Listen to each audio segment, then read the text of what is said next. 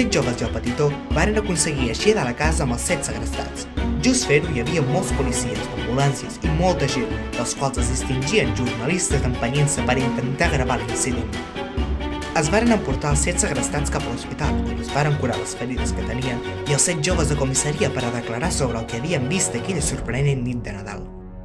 La nit de Nadal va ésser impressionant i terrorífica al mateix temps, però tots els seus esforços varen valdre la pena. Havien rescatat a 7 persones. Després de l'aventura ja no era de nit. Tot i això, la zona els va guanyar i varen anar a dormir plàcidament. Mentrestant, a la comissaria de policies de la vila, una dona amb 2 fills, un de 5 anys i l'altre de 7, volia saber si havien trobat el seu marit desaparegut. Ja era el 8è dia que portava desaparegut i encara no se sabia res d'ell.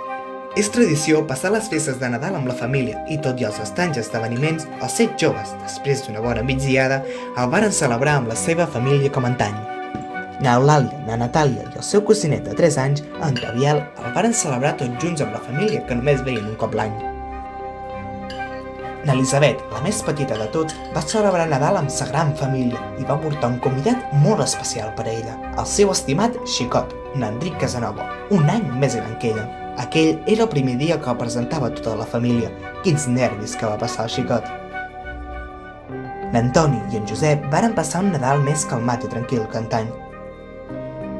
Com cada any, n'Antoni i en Josep varen anar a dinar amb les seves pertinents famílies al restaurant que tenien davant de casa seva. Aquell dia no hi havia gaire gent, semblava que s'hagués esfumat.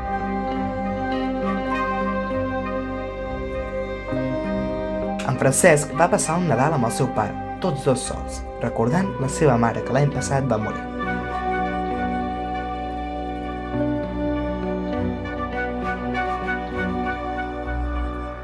I per a acabar, na Carmina, que els seus pares varen comprar una nova casa, la qual varen anomenar la Sarment, però no varen poder celebrar Nadal allà. No tothom va poder passar el dia de Nadal amb la família. Hi havia molta gent treballant a l'hospital i els 7 desapareguts encara es trobaven allà.